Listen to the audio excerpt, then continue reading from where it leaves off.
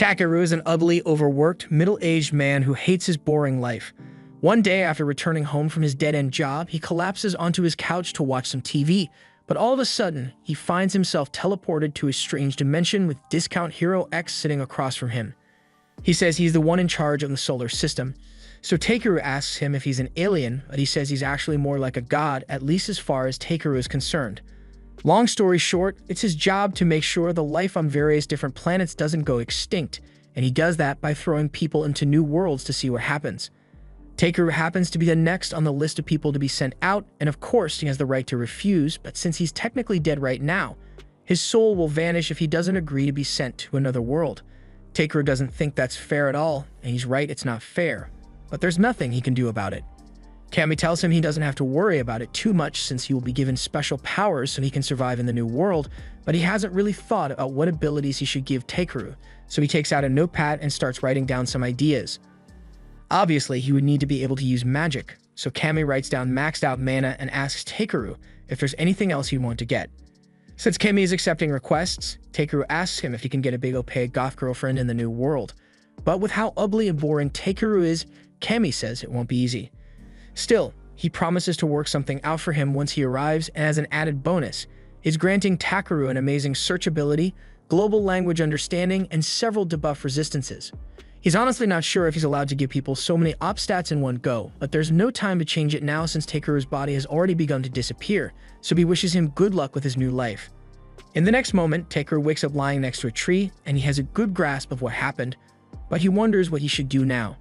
He decides to just start walking in a random direction in hopes of running into some people, and fortunately, he manages to spot a village close by. Although going there right now wouldn't do him much good since he is 100% broke right now. Just then, he remembers that Kami said he'd be getting a search skill to help him gather material, and that sounds like a good way to earn money, so he holds out his stick and shouts for the search magic to activate, but nothing happens. He then starts freaking out because if he can't figure out how to use his ability, then he's going to starve sooner or later. He starts writing out possible trigger words in the ground, and he eventually comes up with the idea to just say the word search. And that seems to do the trick.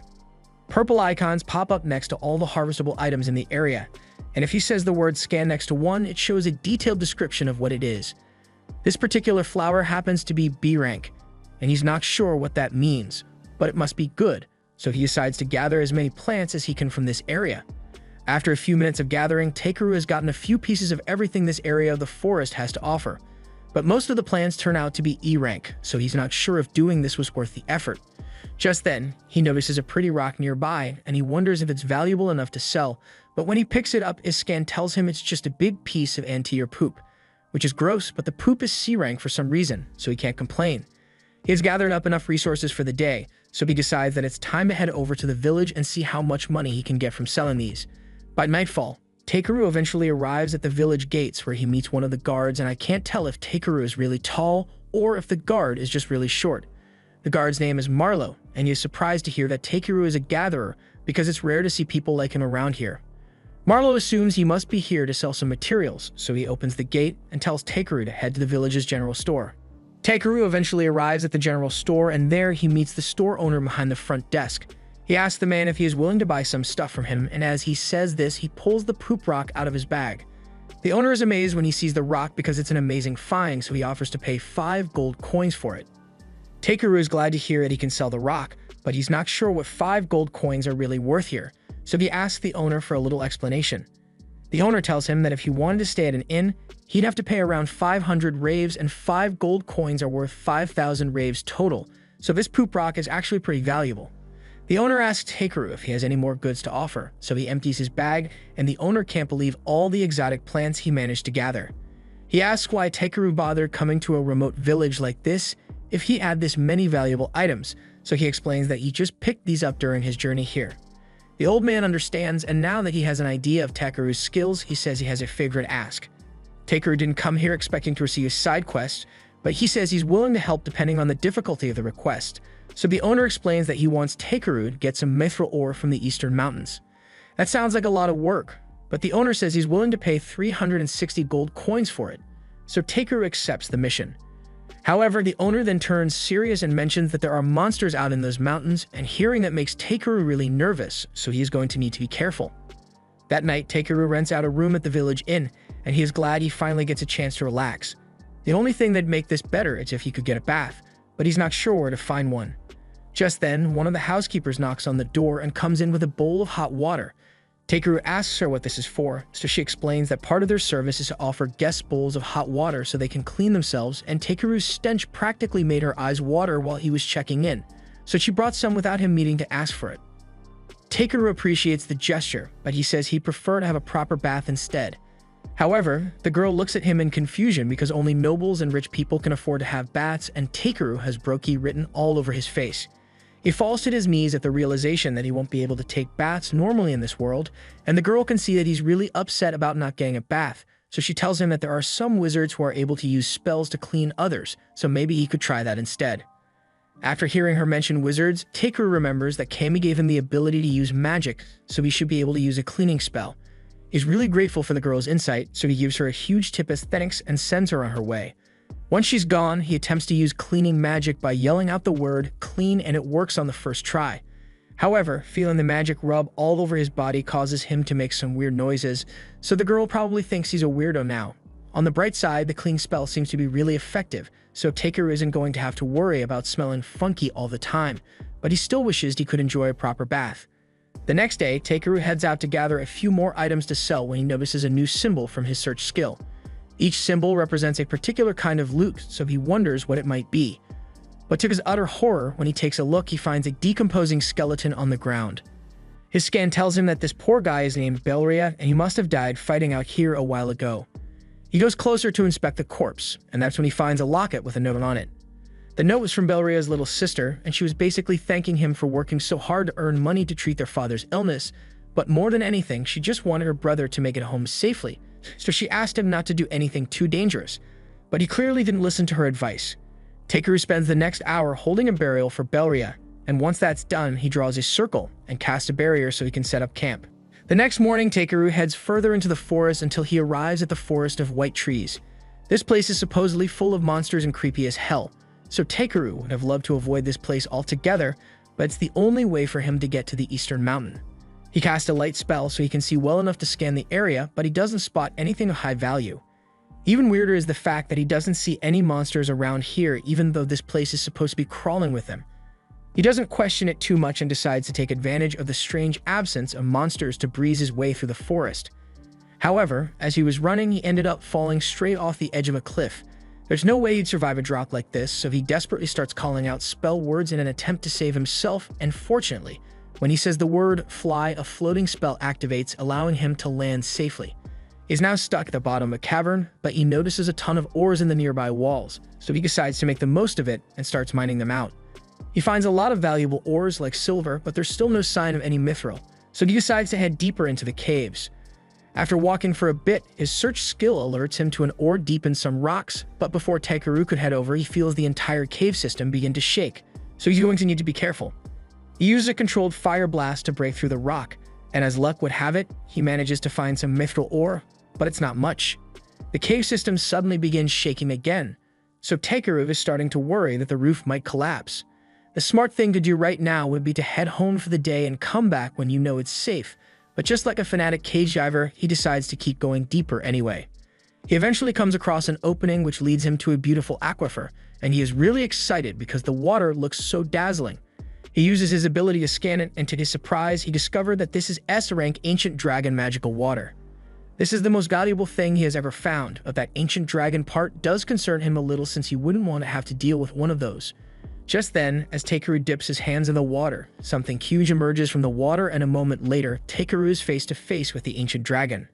The dragon yells at him for daring to intrude upon its lair, and it is letting off a deadly pressure to intimidate Takeru, but he doesn't actually notice anything wrong. Takeru realizes this is his fault for intruding on the dragon's home, so he sincerely apologizes for his mistake, but this catches the dragon off guard since it has never seen someone remain so calm in its presence before. It takes a liking to Takeru and asks him if he's really a human because he has an unnaturally high amount of mana. It says Takeru's mana pool might even be greater than its own, but Takeru has no idea what it's talking about. The dragon's name is Voldius, and he has a favorite ask now that he knows Takeru has such an expansive mana pool. Basically, it wants Takeru to hatch its egg since it doesn't have enough mana to do it, and as a reward, it will give him a large cluster of mithril ore. Takeru thinks that sounds easy enough to do, so he takes the egg and starts channeling mana into it, but halfway through, the egg suddenly starts draining all his mana until he eventually loses consciousness. By the time he wakes up, he finds a little baby dragon sitting in front of him, so he realizes the hatching was a success. Voldius is glad to see his child has finally been born, but he then proceeds to ask Takeru to take it with him on his journey. Takeru asks if he's sure about this since he thought Voldius would want to spend time with his kid, but Voldius says Takeru is far stronger than him, so his child would be better off with him. And now that Voldius has some milk to buy at the bottom of his lake, so he submerges himself and leaves Takeru to take care of Bee. Takeru and Bee eventually make it out of the cave, but it's almost dark out and it'll be difficult for them to travel through the forest once it's nighttime. He decides that the best course of action is to hunker down for the night and continue traveling tomorrow, so he tells Bee to get ready to set up camp. First, he reaches into his storage bag and fetches some of the magic water that he got from the cave for Bee. The magic water is apparently essential for the growth of a young dragon, so it's a good thing he got so much of it. After Bee is done with her first cup, she asks Takeru for some more, but when he brings another cup of water, instead of taking it, she pushes it towards Takeru, encouraging him to drink it instead. Takeru isn't particularly thrilled by the idea of drinking water a dragon has been skinny dipping in for centuries, but he doesn't want to say no to Bee, so he downs the glass, and it actually doesn't taste that bad. It's now time for Takeru to set up camp, so he sets down a few magic stones to create a protective barrier. Technically, in this world, magic stones are supposed to be an insanely valuable commodity, but he's able to casually make them by just thinking about a spell really hard and pouring magic into his hand. This one, for instance, is a heating magic stone, and Takeru plans to use it to prepare tonight's dinner, so he sets it up in the fireplace and starts cooking. He's making some grilled steak and meat stew to go alongside it. This has always been his favorite dish, and it looks like Bee wants to have a taste as well because she's practically drooling all over herself at this point. Takeru isn't sure if it's alright for a baby dragon to eat real food when it was born like 2 hours ago, but he gives her a bowl anyway, and Bee promptly burns her lips because she had no idea the soup was so hot. Takeru blows on it a little to help cool it down and hands it back to Bee so she can give it a proper taste, and she absolutely loves the stew. Takeru is glad to see that Bee liked his cooking so much, but he wonders how she feels about having to leave Voldius behind. Bee stares at Takeru with a confused expression on her face because why would she miss Voldius when she's got Takeru right here? While Bee is hugging him, he uses his appraisal skill on her, and he is surprised to see that Bee is already B rank even though she's still so little and cute. She also has a bunch of strong-sounding gifts like Limitless Evolution, so she's bound to become stronger than him eventually, but he wants to make it clear that she's absolutely forbidden from doing anything that'd be too reckless, which is good advice in principle, but Bee wasn't listening at all. The next morning, Takeru climbs back up the cliff, and when he gets to the top, he's surprised to see that the forest seems totally normal now. He wonders what could have caused such a drastic change overnight, but it's not his job to figure things like this out, so he decides to just let it go. Since he's here anyway, he figures he might as well do some gathering, so he uses his search ability to scan for any C-rank ingredients nearby, but just as he's about to start picking them up, Bee comes flying over to him in a panic because there's something scary in the forest. Takeru switches the target of his scan to any hostile monsters in the area, and sure enough, he locates half a dozen hostiles closing in on them. He may not enjoy fighting, but he's more than capable of dealing with a few monsters on his own.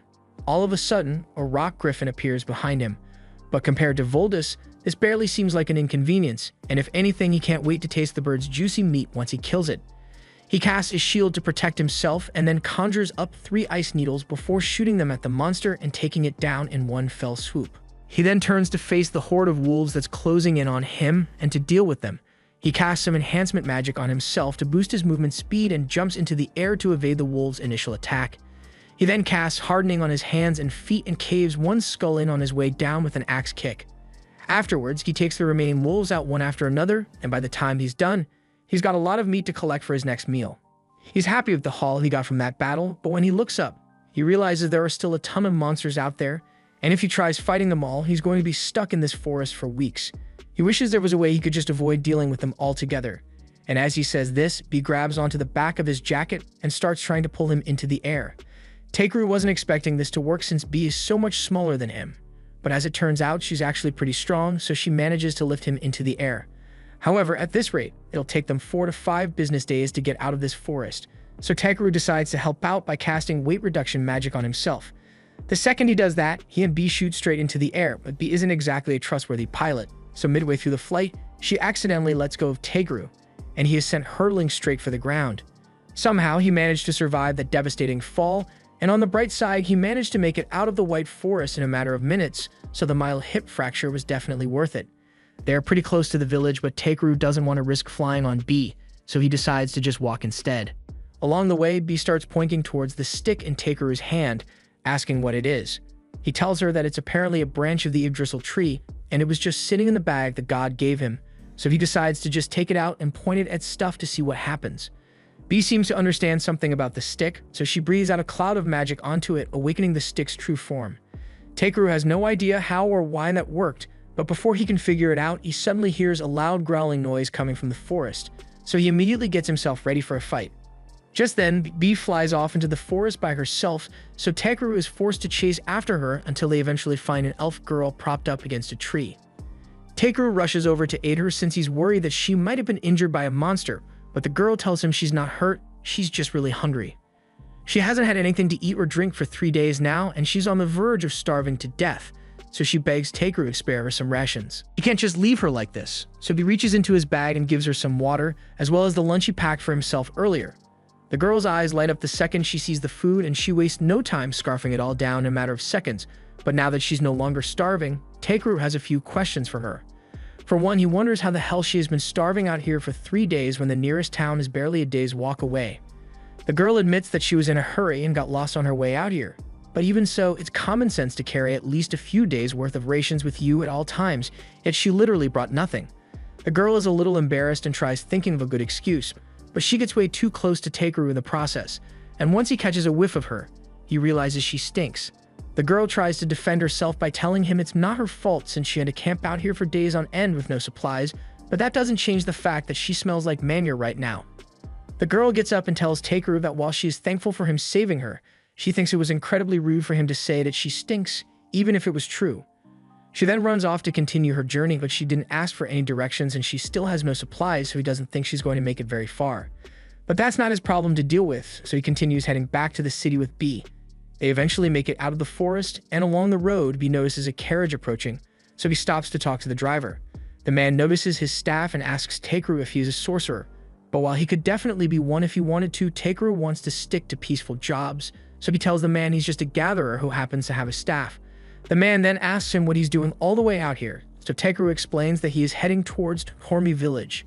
The man is surprised to hear that he's heading there on foot since it's quite a long journey, but it's not like he had much of a choice.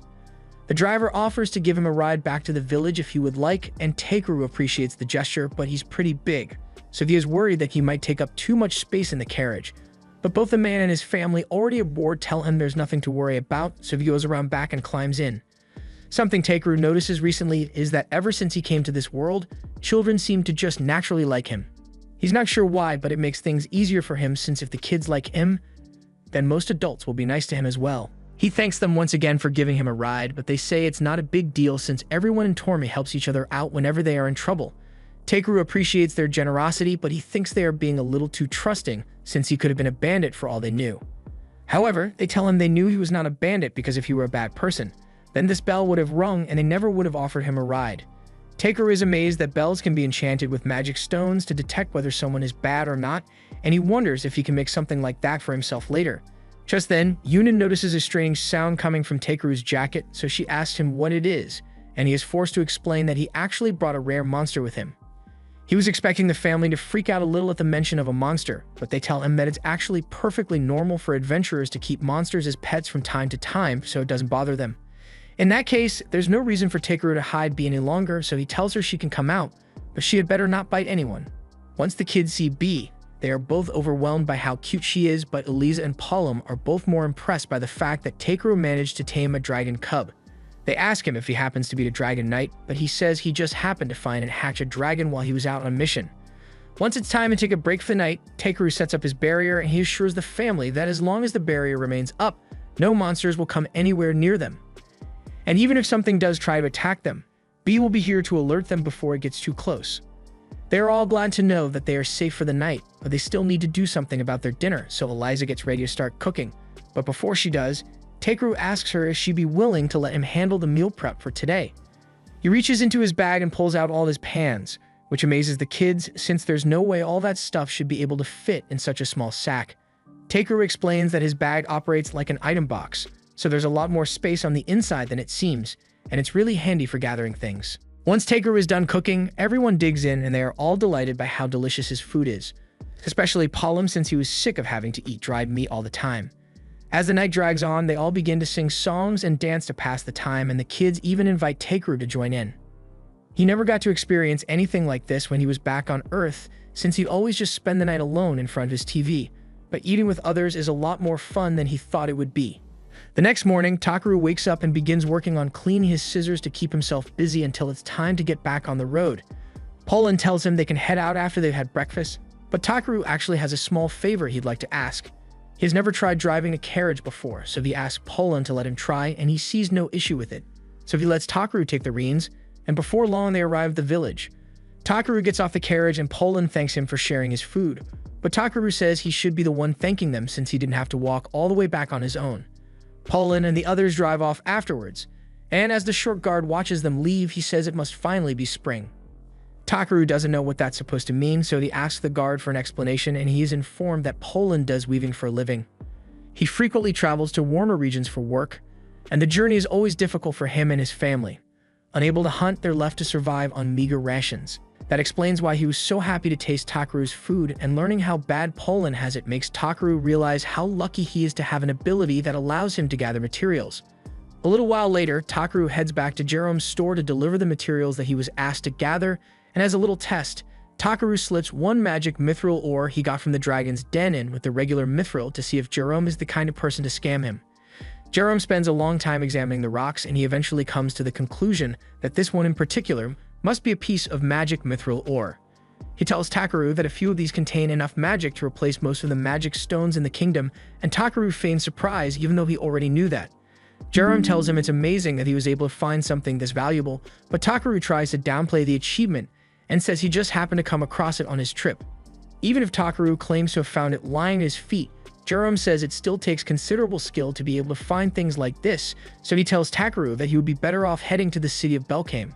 It's much larger than this village, and as much as Jerome doesn't like the idea of letting talent like Takeru leave, he will be able to find a larger variety of items to buy and sell compared to what he would get here. He just asks that when Takeru eventually makes a name for himself, he send a few extra customers Jerome's way. Takeru doesn't actually intend on becoming famous or anything, but the idea of heading to the big city does intrigue him, so he decides to read about it once he gets back to the inn. There, he finds out that Belkame has an adventurers guild that brokers requests all across the country.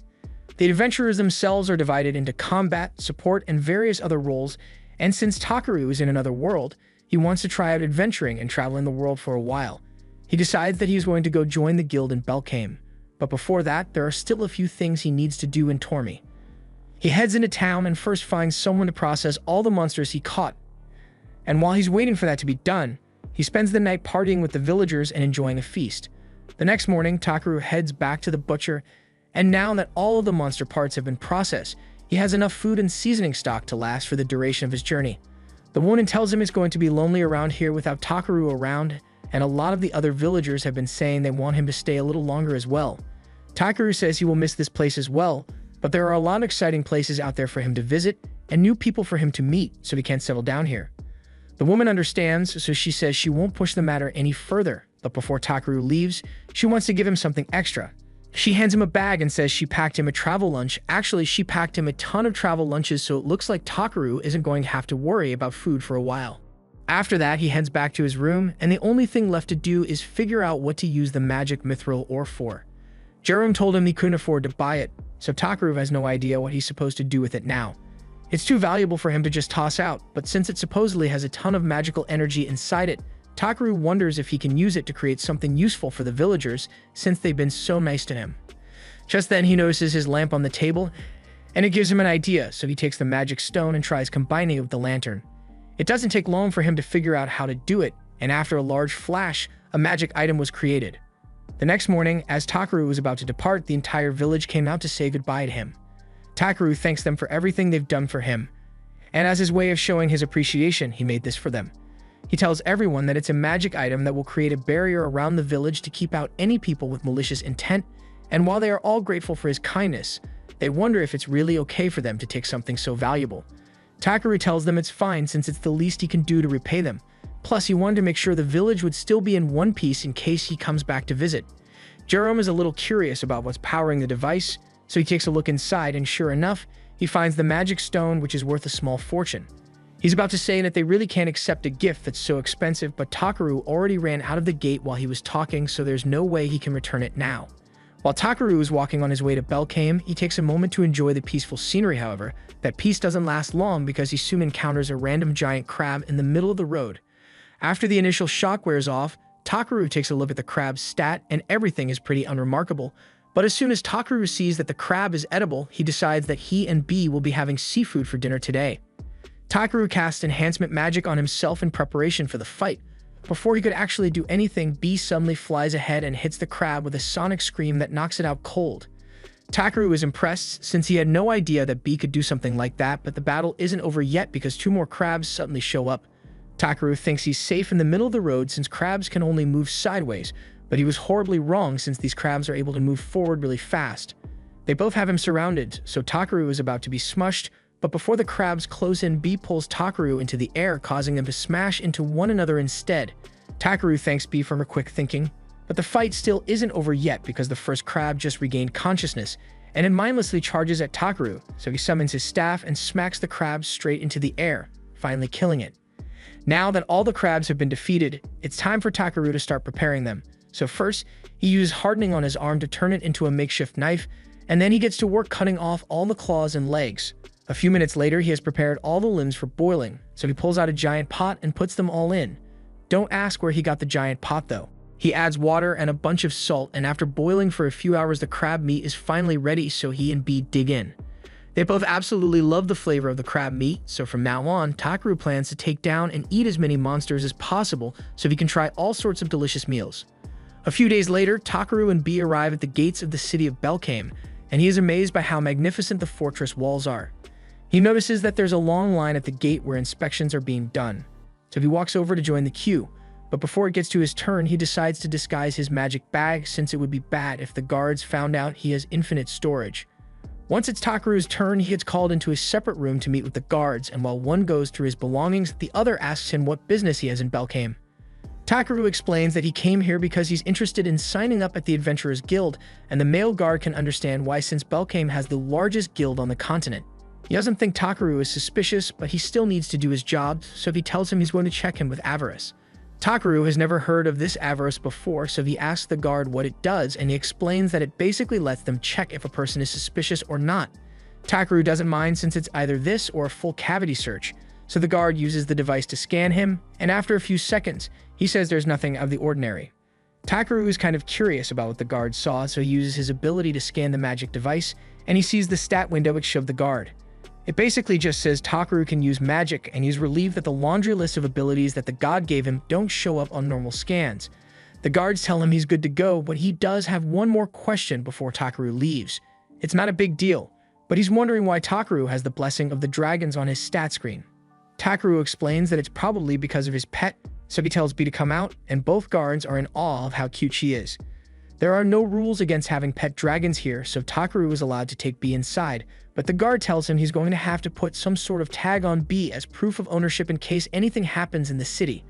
Takaru isn't sure what to use since he didn't bring a collar with him, but then he remembers that Poland's kids gave him a lucky charm a few days ago, so he takes it out of his bag and slides it onto B's tail. The guard says that's good enough, so now all that's left is to file a report telling the mayor that a dragon has entered the city, but Takaru doesn't have to worry about that. They return his bag and tell him that if he wants to get to the Adventurers Guild, then he can get there by going straight along the main road. As Takaru takes his first steps into the city, it is even more amazing than he thought it would be. Just then, B points to a big building at the end of the street, and that must be the Adventurers Guild, so he heads inside and takes a look around. A few moments later, a woman named Europa approaches Takaru, and she welcomes him to the Adventurers Guild. They are always happy to get new registrations, so she leads him over to the reception desk where Takaru is introduced to the receptionist Ariana. She asks him to fill out his name and current job on the form, and that sounds simple enough. But now that Takaru thinks about it, he doesn't know why he is able to understand this world's language at all.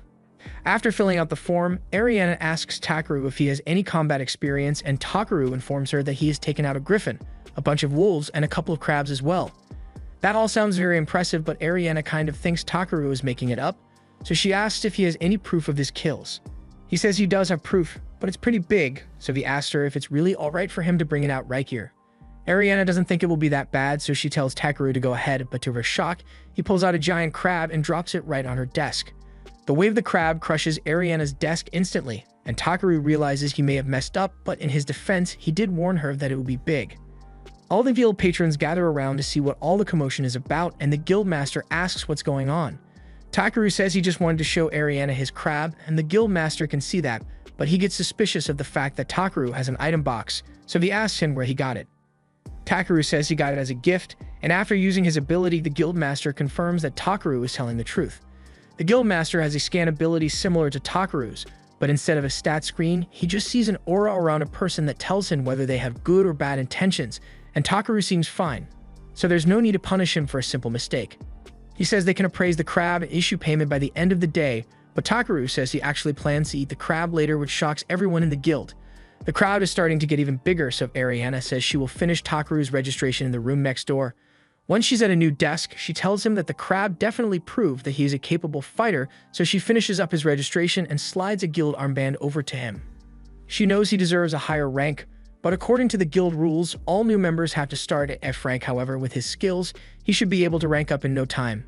The next day, Takaru tracks down the family of Balluri, the guy he found dead in the woods, so he can inform them of his passing and return a few of his belongings.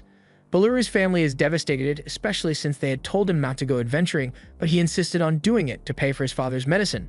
Takaru can tell that the father is still very sick, and he feels bad about losing his son, so he wants to do something to help out. Afterwards, he heads to the guild to sell a bunch of herbs, and the clerk is thrilled by how large all the mushrooms and leaves are. Just then, Ariana comes around the corner looking for Takaru, and it looks like he's become quite popular in town lately because a ton of jobs were posted personally requesting Takaru. Takaru is happy to hear that people think so highly of him, but he doesn't have enough time to take on all of these jobs, so he tells her he will just take a few for now. After that, Takaru heads to the bathhouse to take a long and relaxing soak, and a few moments later, Clay walks in as well and takes a spot right next to Takaru. Takaru is surprised to see him here since he usually doesn't show up at this time, but he says it looks like it's going to rain soon, so he wanted to get a quick bath beforehand. Anyway, since Takaru is here, Clay asks him if he knows how to use healing magic since there are rumors going around that he healed a sick man in the slums for free a little while ago. Takaru admits that it's true, and Clay is surprised to hear that since most healers charge a huge fee. Now that Takaru thinks about it, he worries that the healers who charge money might resent him for undercutting their market, but the fact that that's Takaru's only concern here makes Clay laugh. He encourages Takaru to take the rank assessment test so he can rank up, but he says he doesn't really want to since he's happy with the way things are right now. Clay can tell that Takaru is a chill guy, but he warns him that he will eventually draw unwanted attention acting like that, so as he leaves, he encourages Takaru to learn a little more about the way the world works. Later on, Takaru delivers another set of herbs at the guild, and the clerk thanks him for his hard work, but he really wishes Takaru would consider ranking up since a high rank would be easy for him to attain. Takaru once again says he is happy where he is, and he doesn't intend on advancing any higher than F rank. Just then, a huge commotion breaks out in the guild because a horde of goblins has been spotted near the city. The guild master immediately sends out an order for all D rank and above adventurers to prepare for battle.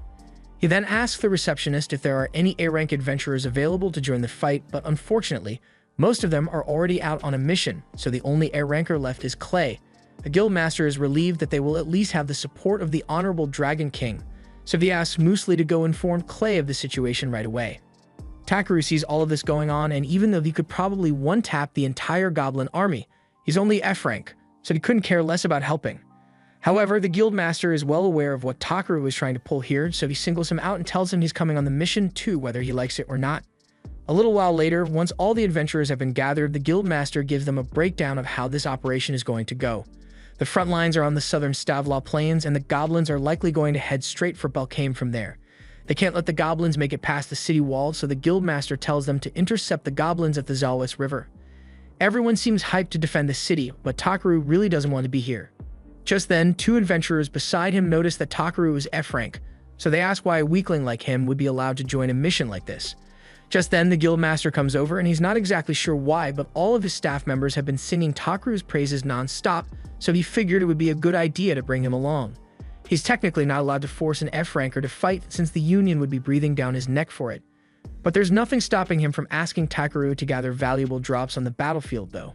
The Guildmaster then walks away, and Musli apologizes to Takaru because she has no idea why the Guildmaster would force an F-ranker to join a fight, but regardless, she promises to do her best to support him out there. Takaru has no idea what she's talking about, so Musli explains that she knows how to use a bit of healing magic and will be helping out as a medic. Takaru can see why Musli would be asked to help, but with how excited she is for a deadly battle, he gets the feeling that something is going to go horribly wrong. A little while later, Takaru arrives at the outpost with Musli, and the second they get there, she gets scared by a bird and starts clinging onto Takaru's arm. He asks her if she could let go of him, but Musli is too terrified to release her grip. She keeps insisting that she's not scared at all, but Takaru isn't blind. He tells her that they are at a rear outpost, far removed from any of the actual fighting, so the chance of her running into an actual monster is really low. He tells her there's nothing wrong with being scared, because even the bravest of warriors experience fear, so she just needs to do her best with the abilities at her disposal. Hearing Takaru's speech cheered Musli up, so she promises to do the best she can and runs off into one of the tents. A moment later, Clay comes out, and he finds it amusing that Takaru just gave a speech on how important it is to fight when he was trying so hard to avoid coming to the battlefield earlier. Takaru sees the irony in his statements, but he says he just doesn't like getting involved in trouble unnecessarily. And speaking of avoiding fights, Takaru is surprised to see Clay at the rear since he thought he would be out on the front lines with the others. Clay admits that some old scars started acting up, so his body isn't working as well as it usually does. Takaru asks if he's talking about those scars he saw on Clay's back when they were at the bathhouse. Clay freezes up for a moment, expecting Takaru to scorn him for having such shameful scars, but he doesn't see what the big deal is. Clay explains that scars on the back are a blemish on a warrior's pride because they mean you were injured while running away from an opponent, but Takaru doesn't think there's anything shameful about it. You can tell that Clay got those scars while trying to protect someone, and even though he was badly injured, he still managed to survive, so that's something he should be proud of. Just then, the two hear the low rumble of hundreds of footsteps approaching. Clay realizes that the Guildmaster's defensive formation on the front lines must have been breached and the enemy is approaching, so they need to prepare for a fight. Clay grabs a spear and tells Takaru he's heading out to intercept them. And even though his scars are still causing him a lot of pain, he vows that he will protect Takaru even if his body breaks. Takaru tries telling Clay he really doesn't need to do that, but he's already long gone.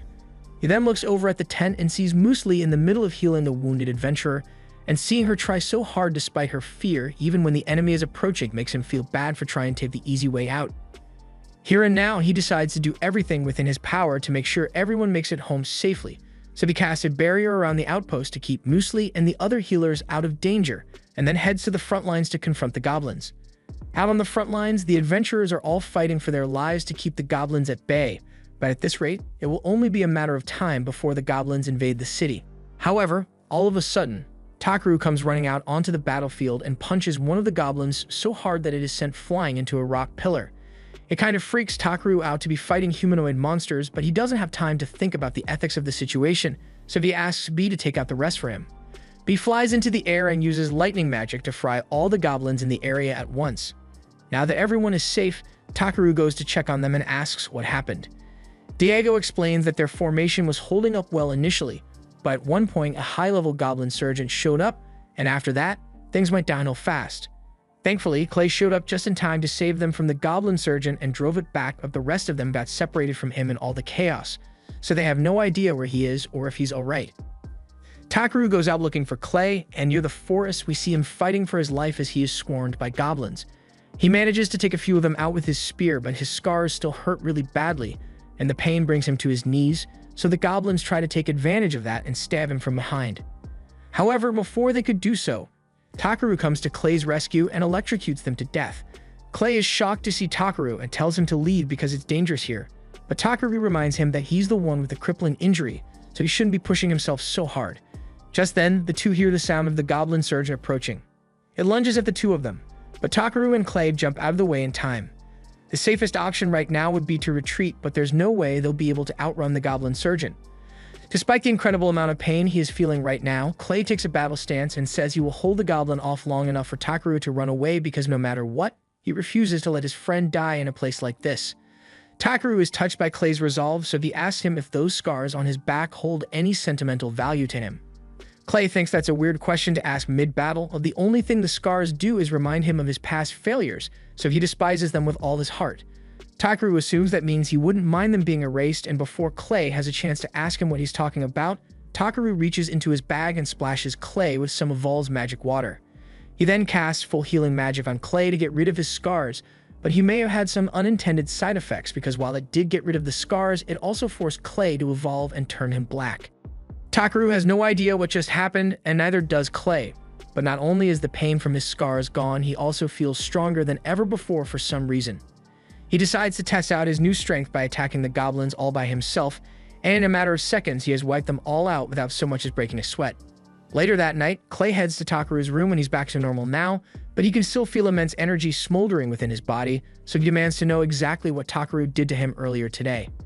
Takaru explains that he just used some magic water from the ancient dragon as a catalyst and cast healing magic. Clay is confused, so he asks Takaru how he knows an ancient dragon, and he explains that Vol is B's father, which kind of means B is also an ancient dragon. Clay sits down and takes a moment to process all the information he just learned. He is grateful for what Takaru did for him, but no ordinary person would have been capable of such a feat, so Clay asks him who he really is.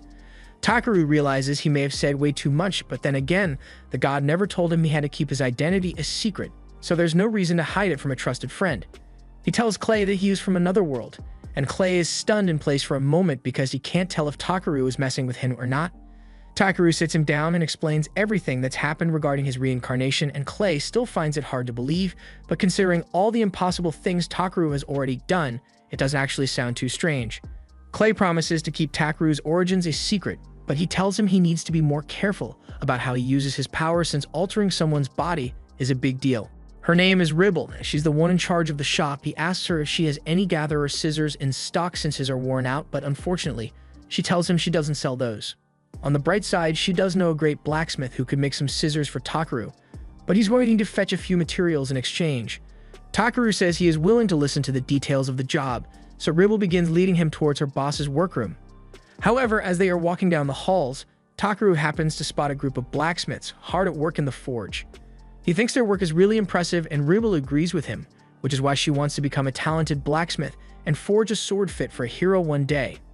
They eventually arrive at the boss's room, and Ribble tells her boss that she was thinking of having Takaru gather some of the Ildra ore that's so hard to find so they can make the sword, but the boss immediately refuses because he says there's no way he's sending a gatherer down into the mines. Ribble tells him he could at least give it a try, and the two start arguing over it, but Takaru has no idea what Ildra ore even is.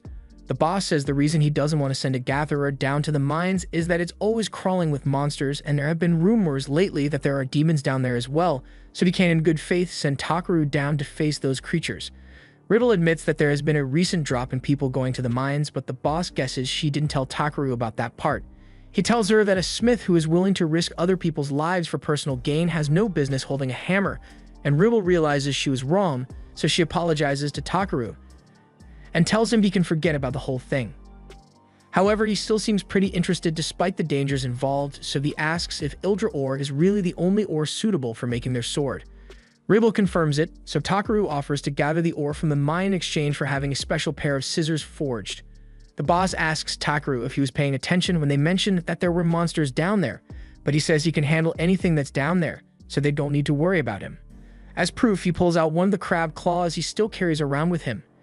And this is a monster that even B-rank adventurers would struggle with, so the boss realizes that Takaru might actually be able to handle it.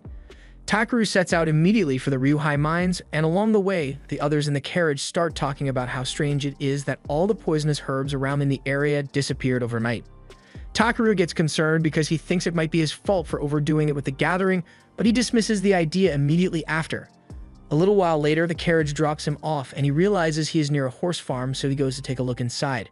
There he happens to spot that elf girl from before, and she seems to be having an argument with the farm owner because she asked for a white horse that can gallop across the sky, but the farmer is showing her a giant raven instead.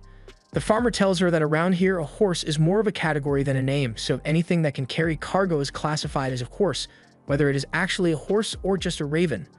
The elf realizes this is her fault for not being more specific about her request, so she apologizes for making such a fuss about it.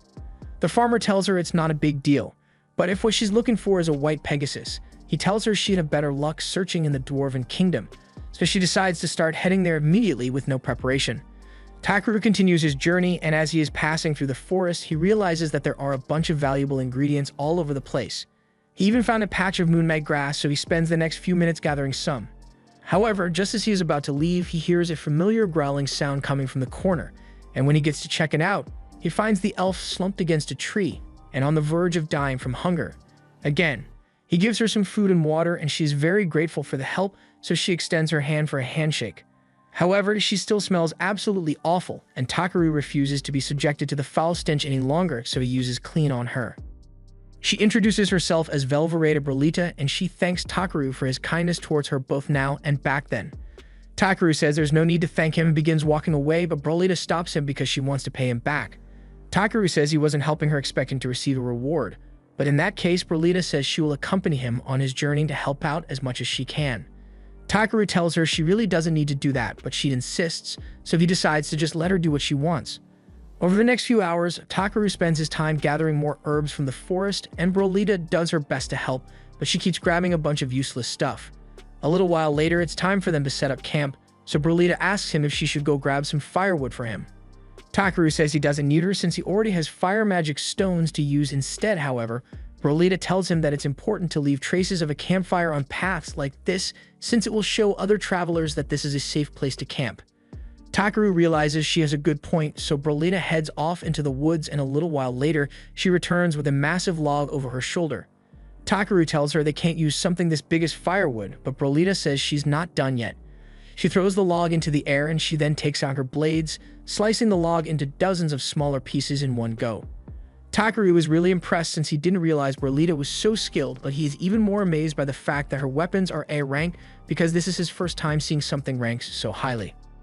That night, Takaru cooks some soup, and as soon as Brolita tastes it, she is astonished because she has never had anything that tastes this good before. While they eat, she asks him if he is heading to the Dwarf Kingdom as well, and Takaru explains that he took on a job to collect some Ildra ore from the Ryuhai mines there. As for Brolita, she says she is traveling in search of a white Pegasus because it is her sister's greatest wish and she wants to see it fulfilled. That said, she has once again feasted on Takaru's food, and her debt to him has grown even larger, so she must repay him somehow. In that case, Takaru asks if he can hire her as his bodyguard because there are a lot of things about adventuring that he still isn't familiar with. She tells him she would be happy to act as his bodyguard, and for the first time, Takaru notices that when she isn't nearly starving herself to death, Brolita actually looks really nice. However, that night, he barely gets any sleep because Bee and Brolita snore way too loudly. The next day, they continue their journey until they can see the Dwarven Kingdom from across the river. And once they arrive, they immediately head to a tavern to get themselves some local food. They are served some meat wrapped in jupes, a Dwarven specialty, and as soon as Takaru tries it, he absolutely loves the flavor. Brolita says this is just as good as her friend told her it would be, and Takaru asks what kind of friend she is referring to, so she tells him it was a lizardman she knows. He says that's a coincidence because he also happens to know a lizardman. In fact, that lizardman has been sitting right behind him this entire time. Takaru is surprised to see Clay here, and Clay asks why Takaru left town without even giving him a heads up beforehand.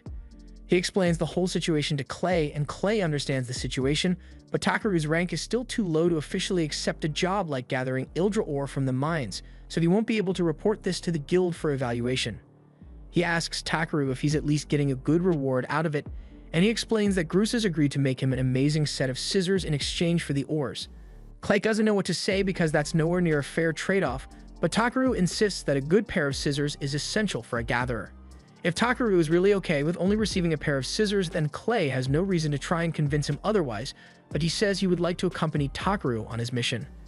He was planning on heading into the city soon anyway so he could get his spear repaired, so he tells Takaru to think of it as a minor detour. And before Takaru could refuse the offer, Brolita suddenly spoke up and said Clay could become Takaru's bodyguard as well, so it looks like he's going to be stuck with them for a while. The next morning, they all head to the entrance of the city of Vosrol, and there's a long line outside, so it looks like it's going to take a while for them to get in. However, Takaru then notices Clay talking with the guards over there, and a few minutes later, they are allowed to skip the entire line and head right in since Clay is so well known. Once they are inside, the guard tells Clay that the king is requesting an audience with him, and now Takaru is surprised because he had no idea Clay knew the king of the Dwarven Kingdom. Clay says it's a long story, but the guard says it's actually pretty simple. Clay once saved them from the Thunder King Zengam, and ever since he has been revered as a hero. However, Clay explains that he didn't actually do anything. The dwarves are people who are skilled when it comes to crafting weapons, but they couldn't wield those same weapons to protect themselves, so they often ended up being forced into servitude by a demon. Then one day, Clay happened to be walking by, and as soon as the demon spotted him, it immediately ran away because it didn't want to fight, which is why the dwarves see him as their hero.